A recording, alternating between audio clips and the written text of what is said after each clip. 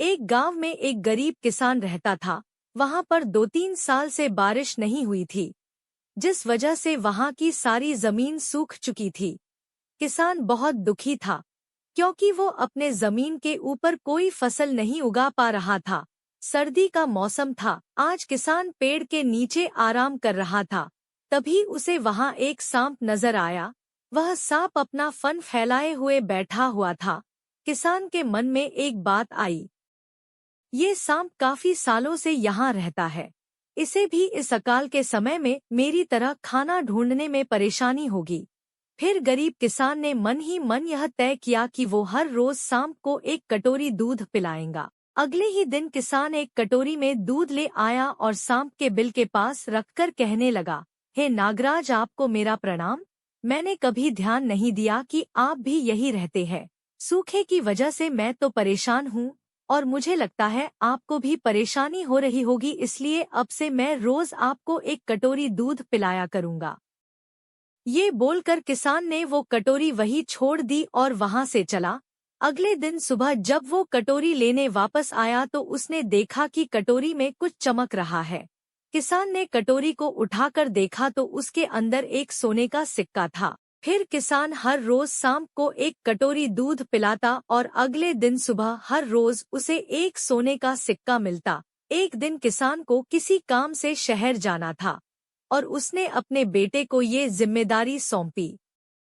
उसने अपने बेटे को कहा, बेटा ध्यान से एक कटोरी दूध सांप के बिल के पास रख देना। किसान के बेटे ने अपने पिता के कहे अनुसार एक कटोरी दूध सांप के बिल के पास रख दी। अगली सुबह उसे भी सोने का सिक्का मिला।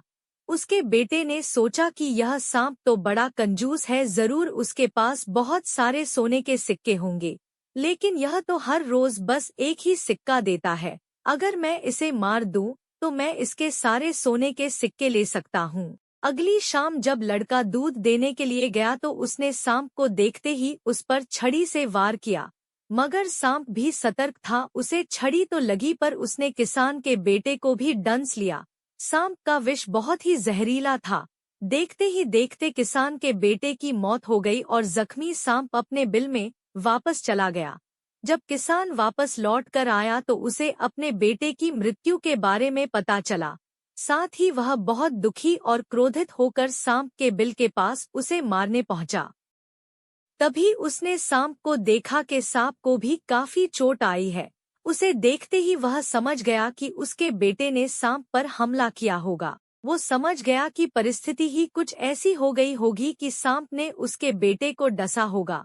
उसने हाथ जोड़कर सांप से माफी मांगी और सांप से अपने बेटे को वापस लाने के लिए कहा। थोड़ी देर बाद सांप अपने बिल में जाकर बाहर आया और उसने किसान को एक जड़ी बूटी दी। गरीब किसान जड़ी बूटी लेकर अपने मरे हुए बेटी के पास गया। उसने उसके नाक के पास वो जड़ी बूटी रखी। थोड़ी देर बाद उसका बेटा खांसता हुआ उठ खड़ा हुआ। जिंदा होने के बाद किसान के बेटे को उसकी गलती का एहसास हुआ। वो अपने पिता के साथ सांप के बिल के पास गया और उससे हाथ जोड़कर माफी मांगी और बोला, हे नागराज, मुझे क्षमा कर दीजिए। अब मैं किसी भी पशु, पक्षी या जानवर पर हमला नहीं करूंगा। मुझे क्षमा दान दे। सांप ने भी खुश होकर अपना सिर हिलाया और वापस अपने बिल में चला गया।